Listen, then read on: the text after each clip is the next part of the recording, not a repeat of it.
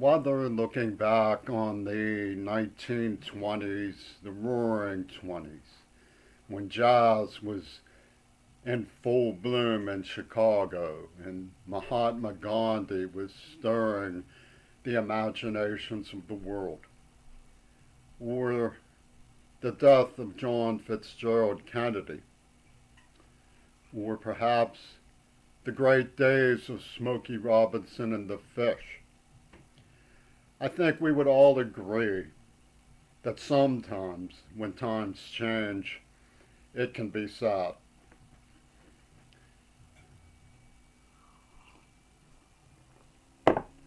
However, I don't think that changing times should lead us to automatically assume a great change in the meaning of our lives. When I was a youngster at a grades public school in Pittsburgh, Fulton Elementary, I saw one sad day a fight break out between a very distinguished black student in the upper classes. I was quite young at the time, 9 or 10 years old, and his peer, an Italian, less well dressed and slightly larger. And in the struggle, the young black scholar, well dressed, got the better of the Italian who was tormenting him. The Italian kid, saying that he was going to have to flee, kicked the notebook on the ground, and the pages scattered everywhere like a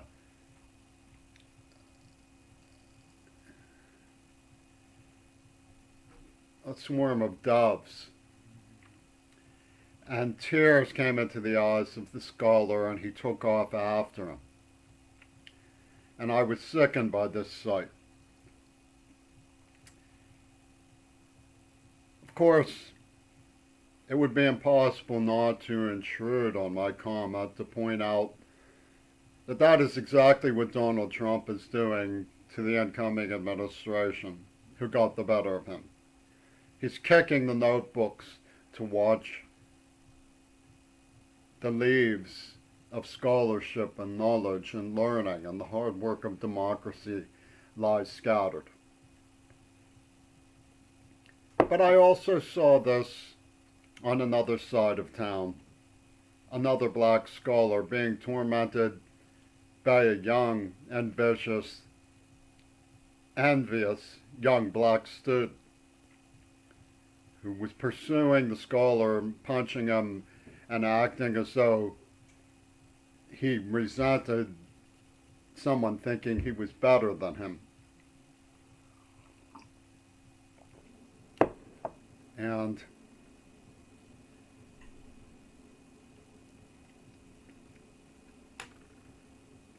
I have seen on other occasions, such as at Sound Mental Health, where rivals, dissatisfied with having unrighteously deafened me in a cruel experiment, gotten the better of me through manipulation of the girls who were dissatisfied with me because I was deaf. Mean-spirited, pointed, practical jokes. Put up as their billboard, "Our gamer son wasted your honor student." And apparently they were proud of this idea. Now our schools are closed, and dialectical UWism proposes to take the matters into the streets, where we will get justice from the streets.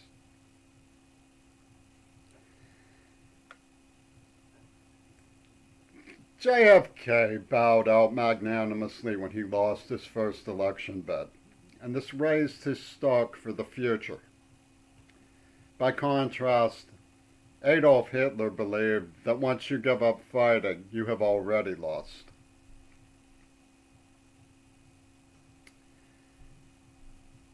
One of the things that we see from Tinkerbell Rock, like Penis Gabriel, when he was in Genesis, is a great holiness in the struggle for control of the soul of the streets, battling for the ingenious mind of the spirituality of the American consumer. They think that their plots are very brainy and gifted, and they enjoyed the power of the brawler in the bar. The biker likes them. He's enthralled with Ringo Starr and open carry. The badass on the streets of Chicago who has learned the knowledge of how to trick somebody into not killing him over his raps. And they beamed down from Tinkerbell Rock, from bands like Yes and Genesis. And Penis Gabriel sang on one of his records, and all the twee music you associate with Tony Banks and Michael Rutherford. Lee, lee, lee, lee, lee, lee, lee, lee, lee, lee, lee, lee. The weak must die according to nature's law. Is that so? And in no time at all, Penis was saying, well, I don't like my twee persona. I want to be Butch. Oh, everybody liked Lamb Lies Down on Broadway. He came out as Rayo, the rapist who's going to make good on the streets of New York, in Never Never Land, in Alice in Wonderland, in Pentagon Disney. Oh, he was a caution. Everybody liked Rayo. I have been telling people that I investigated the age attack. I went into politics very specifically to try to save myself from what was happening on the streets of Pittsburgh, where I had been very badly mauled and damaged as a child. They will deny this. And they never came in and actually stated that I was responsible for the disappearance of John Lennon. That would have been against the rules of their game. They wanted to surround me with the idea that I was answerable for it from the streets, where they had used me for pornography as a child so that Yoko Ono could make her bread back. It was actually an investment, and long-term investment, in her getting money, supplemental income after John Lennon staged his disappearing act. And even saying that, of course, compounds my guilt. So what they did was they had created an evil genius. In Carnegie Mellon University, Jaime Corbett uses natural languages, and they programmed the queer bait while he's a hostage, with things that they will later extrude while he's trying to prove that he's Butch and not twee like Penis. So this imitator will come along and start spewing from the Godzilla that they've implanted in his brain while he was tortured. Okay, in Wattenmaker's refrigerator, right? So Wattenmaker and Carbonell are playing this push-button scenario from Carnegie Mellon University and the University of Pittsburgh's Neurological Research Center for the pornography industry that held me hostage. And they're invisible men. They're, they're the Euro white. That's worth a 9 spot of Hieronymus at UW Dialecticalism. They're the Euro white on high, plucking the strings of the puppets and smiling with Peter Sinfield. Now, Peter Sinfield knew what they had done to me. But he was in Ram Lyric Head. They had put in Adrian Belew, who couldn't write lyrics for shit, and said, okay, well, we know this guy's going to claw up out of the bog and try to challenge us for infinite effervescence of our shymish. So we'll tell him to read Khalil Gibran, and then we'll start raping anything he mentions and killing Kennedys when he mentions them and stuff. And say, well, that's the guilt of the Good Samaritan, brother. You have a civil liability for breaking into our shymish. You're not supposed to tell what's going on. So you see the lesson that they had planned. Now, it's very important to, I think, realize that they did have it set up. But importantly enough, they're early learning masters too. They understand, for example, when Kennedy was dislodged from government and the new big guy comes in, that there's going to be some I don't like him, the way stepkids who are being adopted react to the new father figure. So the logic of like getting people to appeal, you know, getting people to respond to the appeal of the new master can be a challenge. And the people in British rock were wet nurses for this dislocated generation when JFK was scuttled and Donald Trump brought in, right? So you have this trick idea, trick psychology, they call it knowledge. How do you get the dude who's a bully to stop beating you, right? How do you get the UW dialecticians who are gamers to stop wasting your honor students, right? Well, you have to go along with it, supposedly. And the trick psychology, I remember coming across in history a very good example of what I'm talking about. It was when a man told another man, who both were concentration guards, not to shoot a Jew because there was so scarcity of metal that the bullet was worth more than the Jew. And this was an effervescent existential moment of amazement for this Hitlerian, dacoit. A bullet is worth more than a Jew. This is knowledge. This is trick psychology. This is what you tell to the dacoits in the street who are robots. We must poison the white, because what they've been told by the people who went along with the AIDS attack is that Margaret Mead doesn't like people who are afraid of you, see? So you tried to pull away so we get to stick it in your mouth. And this is the way that they think about everything. And the administration lets them get away with it because of the Euro puppet masters are saying, well, Margaret Mead understands the anarchistic harmonies. Well, the truth is, I warned you they were up to this, and they're up to more, and I've tried to find some work that shows what they've been up to. I had it here a moment ago. I don't know what I've done with it. Let me see if I can find it. I'll show you some work that shows what they've been up to.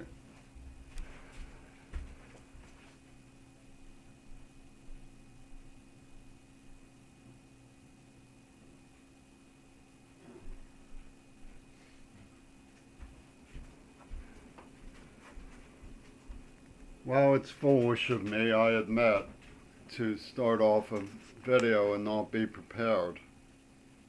But I do have them here somewhere. I'll talk about what I found and what they contain in a minute so you can see their importance, and maybe it'll give you some forbearance from me to go off screen for a minute and make sure I find them. I found notes from a class that was being given that reminded me of Stanley Milgram's experiment, where a volunteer was told to shock another volunteer past the point that they protested. One of those volunteers decked the man who told him to do it. Well, in this operation, the teacher wisens the students, now class, we're doing experiments in equity and justice. And if you knew that there was a nuclear, chemical, biological attack, and only 6 of the 10 people who we list by certain characteristics were going to survive, and you had to bump off 4 of them, which would you do? 4. So far, we've had AIDS and COVID. We've had the morally weak, supposedly, and the geriatricide. 4. Well, it says, okay, well, these are individuals, you see, listen, you're supposed to bump off 4 of them, and you only have 6 minutes to decide. Ooh. And they get away with this stuff. Okay. So one day when I was off to see the Coward Flip in Philadelphia, the evening came on, and in the sky there was this horrible Mordor-esque black smoke. I can't believe that anybody in Philadelphia who saw that wasn't out demonstrating immediately. This would have destroyed what little faith Greta Thunberg has left in humanity. And it was there. It was in the sky. I was horrified. No! It can't be real. And it was. And what's more, it must have been deliberate. And they didn't care because they want to heat it up for the butcher bill when everybody gets told to go into the street and fight justice in the street for the black man and so forth. I mean, the black people who knew about all this that was going on were saying, well, our genocide is more important than the Jewish genocide. But let's team up together against the white man, and they bring in the brother African South African Service and the brother Israeli Secret Service, and they say the white is at the microphone. Let's make a laugh of his sex life.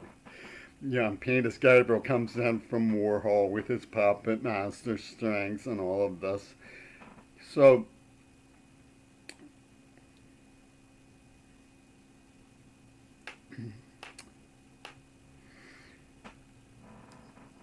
I feel exonerated by the fact that all this is going on in the aloof zone.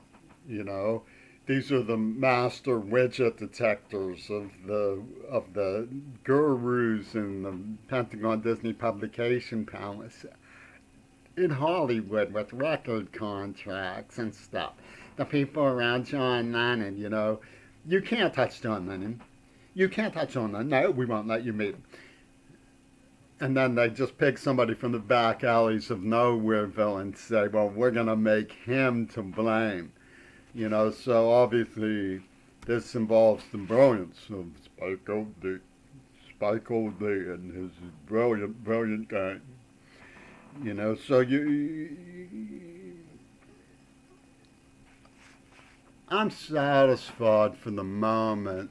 I'm going to give one more attempt to look for the papers that I felt were important to this lecture. And if I don't find them, I'm going to make a closing statement.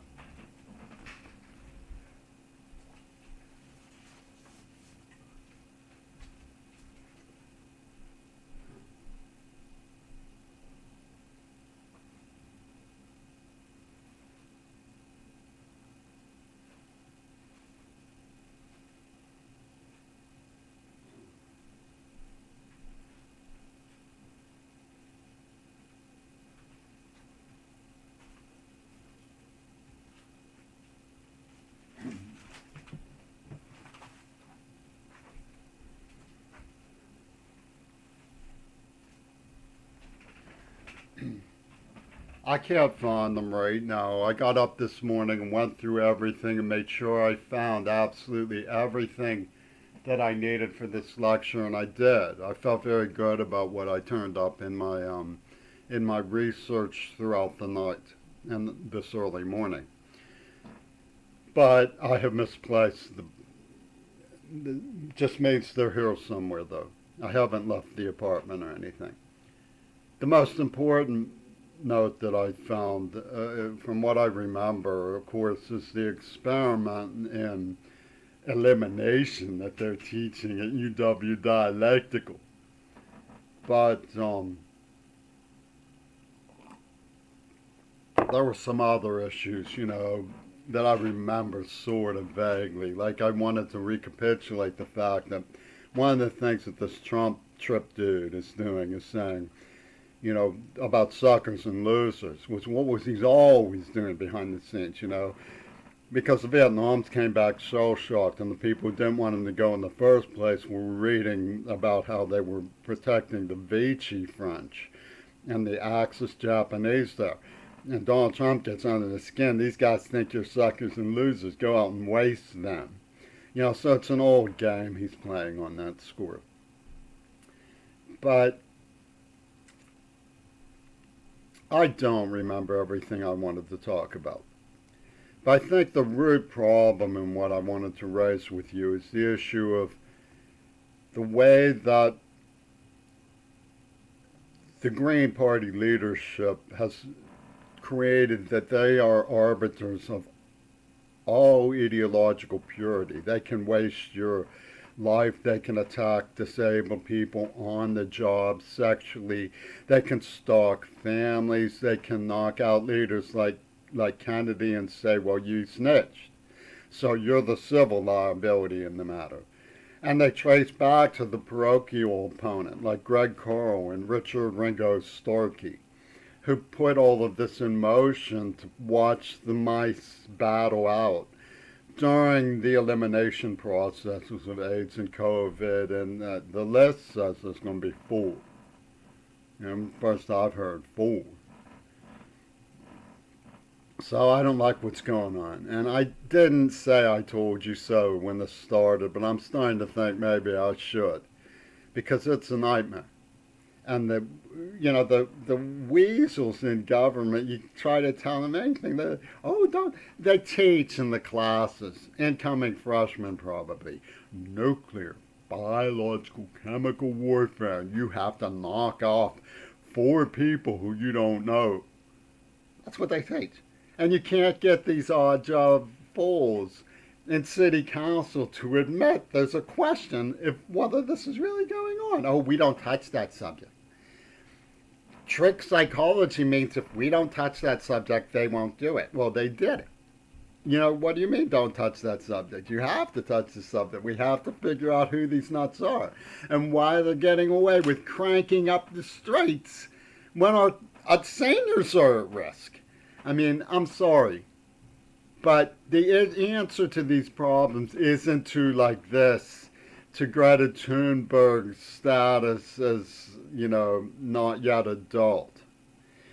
The answer is to look at these gobblers in industry and pull the switch on them and not give them the power to pull these kinds of board games. And it's not going to be answered by knowledge in the streets, by the hotshot coming from the Green Party and kicking the white notebooks for Spike Old D and his magnificent men. Spike Old D and his magnificent men.